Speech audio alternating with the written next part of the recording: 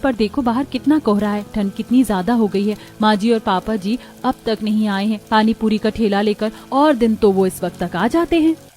हाँ निशा, क्या कर सकते हैं, शहर में हमारे पतियों का काम भी नहीं चल रहा। घर चल सके इसीलिए माँ जी और पापा जी अब ज्यादा मेहनत करने लगे हैं। अच्छा चलो अब तुम थोड़ी देर आराम कर लो, तुम्हारा 7वां महीना चल रहा है। ऐसे में ठंड में इतना काम करना तुम्हारे और तुम्हारे बच्चे के लिए ठीक नहीं है।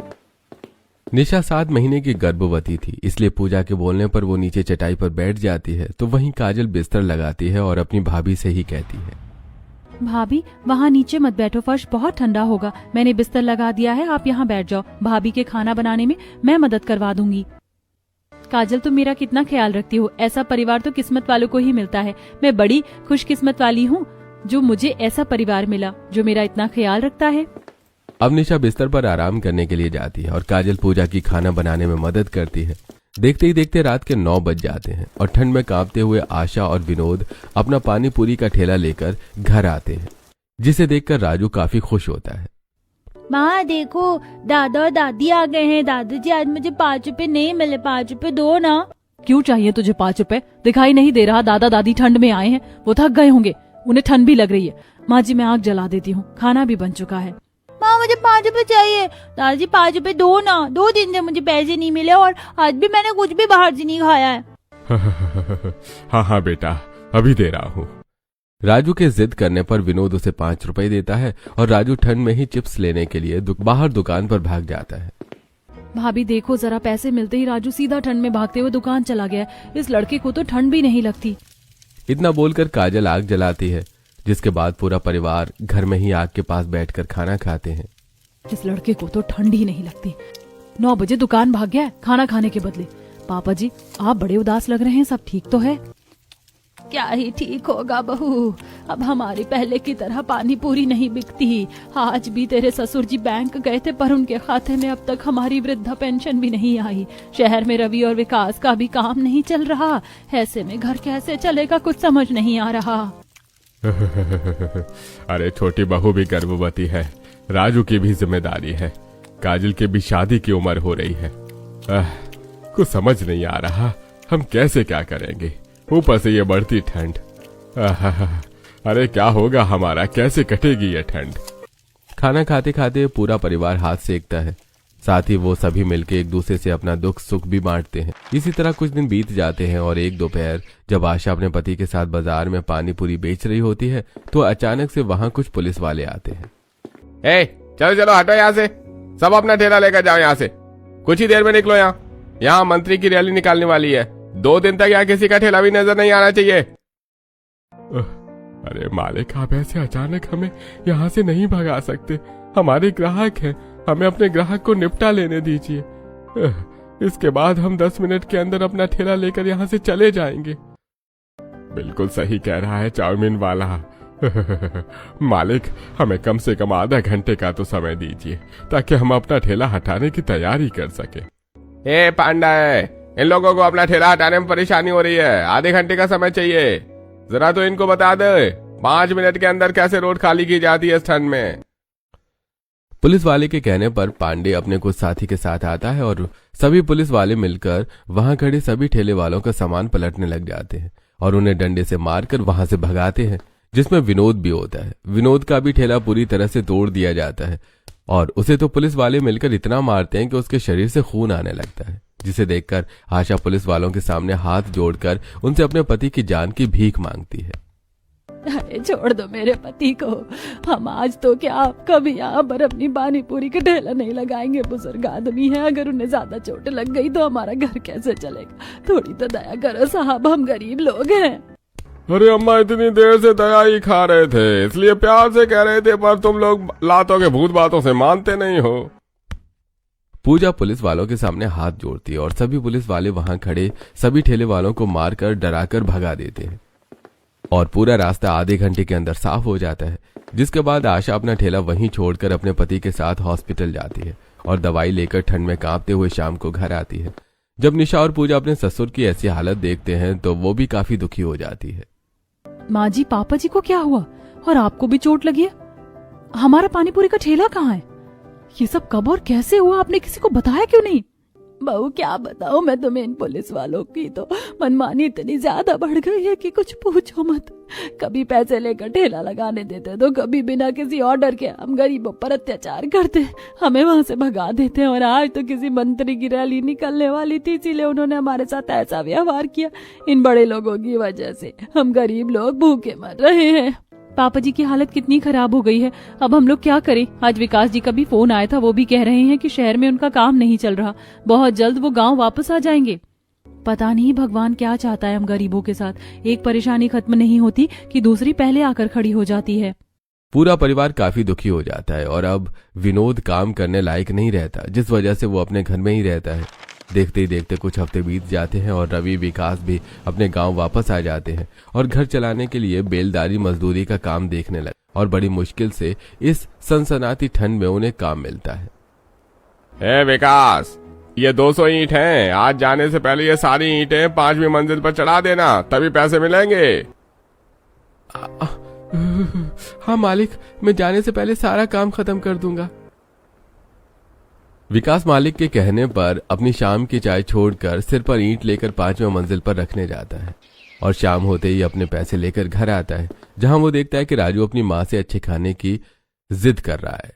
माँ, तुम्हें पता है स्कूल में सभी बच्चे हमेशा अच्छा खाना लेकर आते हैं, पर आप मुझे वही रोटी अचार देती हो। पहले तो दादा और दादी पानी पूरी बेचा करते थे, तो मैं कभी पानी पूरी तो कभी सेव पूरी लेकर जाता था, पर अब तो कुछ भी लेकर नहीं जाता। आपको पता है, अब हमारे दोस्तों ने एक प्लान बनाया, हर संडे हम किसी न किसी के घर जाएंगे। 2 संडे जा चुके, अगले संडे मेरे दोस्त मेरे घर आएंगे।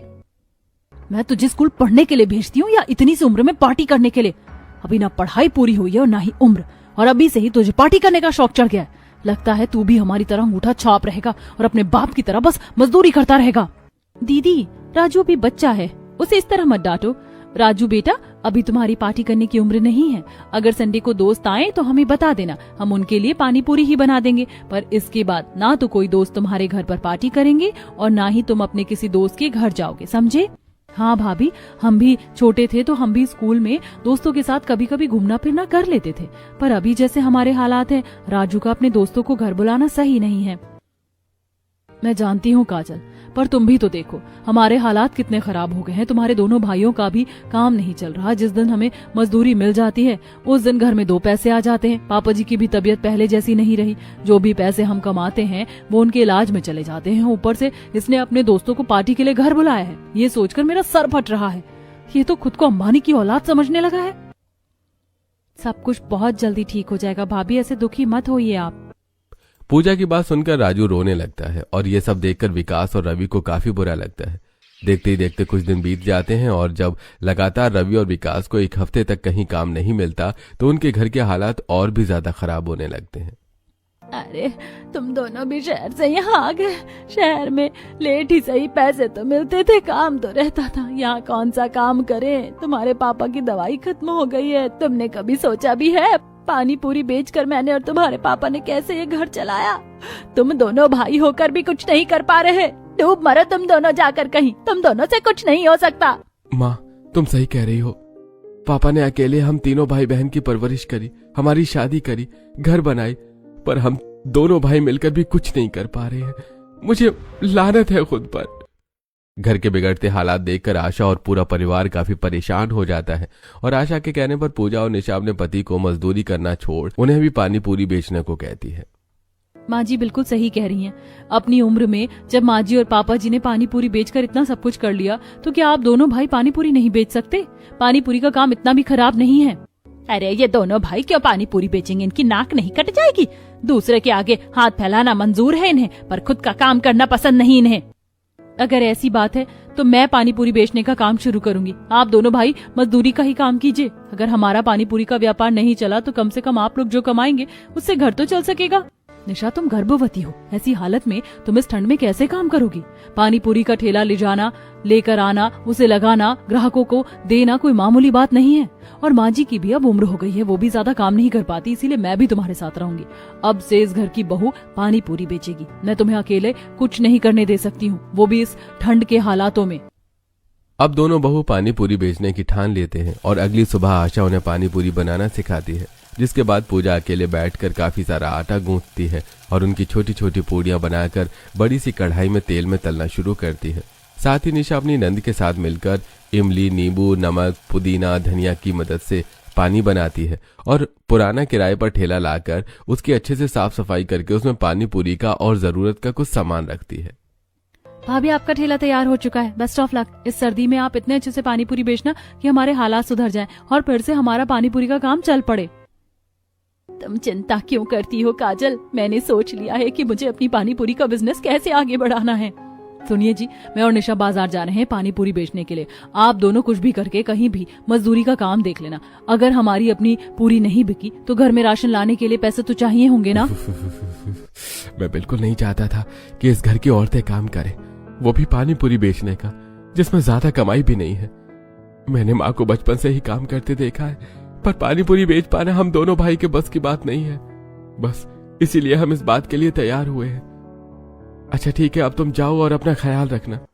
बड़ी उम्मीद लेकर पूजा और निशा अपनी पानी पूरी का ठेला लेकर बाजार जाती हैं, जहां वो देखती हैं कि पहले से ही वहां पर 2 से 3 पानी पूरी वाले हैं और उनकी पानी पूरी पर काफी ज्यादा भीड़ है। निशा, लगता है पानी पूरी वाले काफी पुराने हैं और उनके ग्राहक भी बंधे हुए हैं। देखो तो उन सभी के ठेले पर कितनी ज्यादा भीड़ है। पता नहीं ऐसी भीड़ हमारे ठेले पर लग पाएगी कभी या नहीं, क्योंकि हमारे ठेले पर तो अभी तक कोई ग्राहक भी नहीं आया। दीदी, इतनी ज्यादा ठंड है फिर भी देखो ना पानी पूरी लोगों को कितनी ज्यादा पसंद है। पर ये क्या, सामने देखो उस पानी पूरी वाले ने ऑफर निकाला है, 2 प्लेट पानी पूरी खाने पर हाफ प्लेट पानी पूरी फ्री। तभी तो लोग उसी के ठेले पर जा रहे हैं। उस पानी पूरी वाले की तो कितनी अच्छी कमाई हो रही है, ऊपर से इतना बढ़िया ऑफर दिया है, लोग तो वहीं जाएंगे, हमारे पास कोई क्यों ही आएगा। सभी ठेले वालों के पास भीड़ देखकर पूजा और निशा की हिम्मत टूटने लगती है।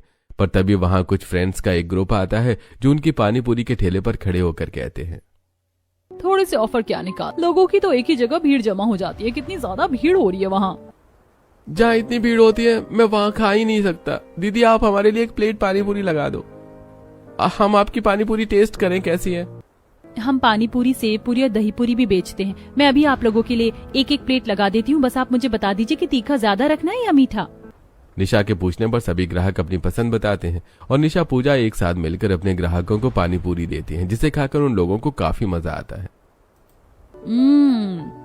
वाह, कितनी टेस्टी पानी पूरी है। उस पानी पूरी वाले की तो इतनी टेस्टी भी नहीं होती, वहाँ सिर्फ भीड़ है, वहाँ सिर्फ ऑफर की वजह से लोग जाते हैं। 2 पैसे ज्यादा लगे पर अगर खाने में स्वाद मिल जाए तो मजा आ जाता है। इस ठंड में पानी पूरी खाकर मजा ही आ गया। तुम भी कुछ ऐसे ही नए तरीके अपना लो जिससे तुम्हारा भी पानी पूरी का काम चल निकले, क्योंकि यहाँ के लोग ऑफर पर भागते, क्वालिटी पर नहीं। कुछ देर में वो लोग पानी पूरी खाकर वहां से चले जाते हैं। साथ ही करिश्मा दोनों बहुओं को एक अच्छा आइडिया दे जाती है और देखते ही देखते पूरा दिन बीत जाता है और पूरे दिन में 10 से 15 ग्राहक उनके ठेले पर आते हैं। इतने कम ग्राहक आने के बाद भी निशा और पूजा खुशी खुशी अपना पानी पूरी का ठेला लेकर घर के लिए निकलती हैं।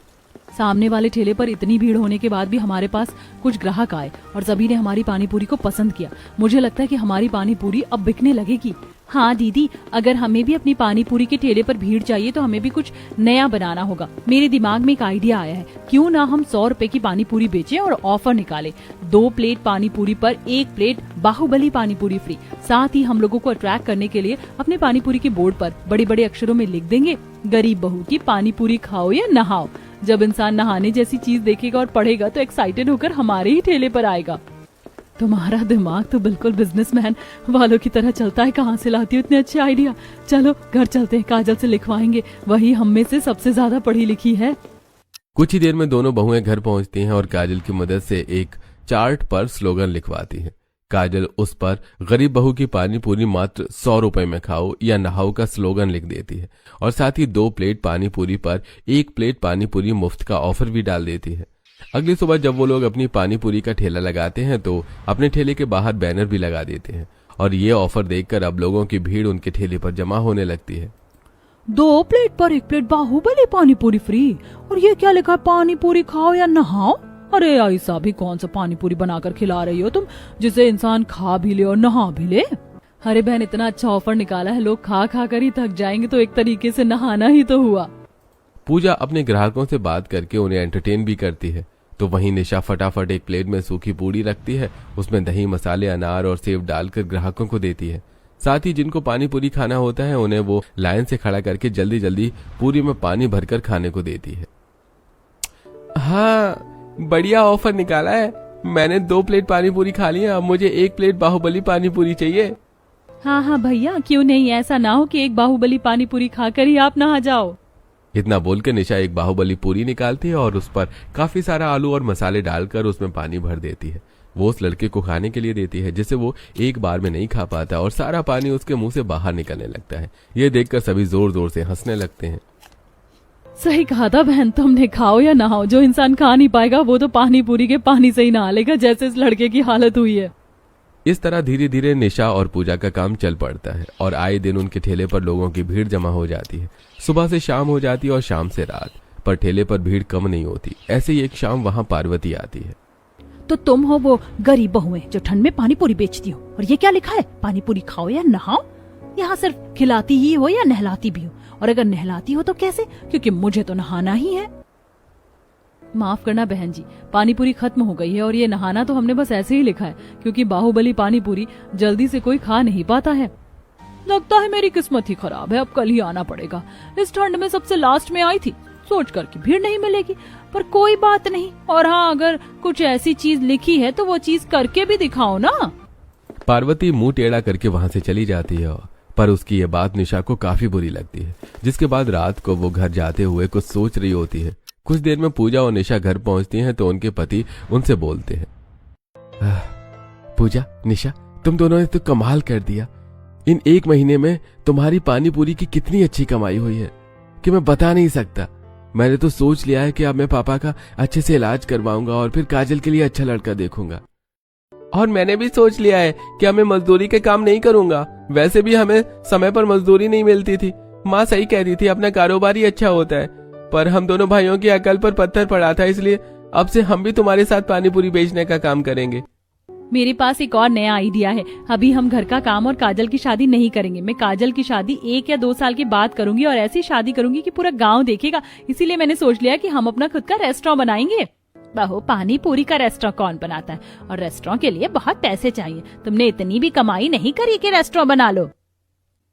माँ जी, हम लोन लेंगे और काम तो हम कर ही रहे हैं, धीरे धीरे लोन भी चुकता हो जाएगा। मैंने सोच लिया है, मैं कल जमीन देखने के लिए जाऊंगी और फिर वहाँ पर हम एक बड़ा सा रेस्टोरेंट बनाएंगे।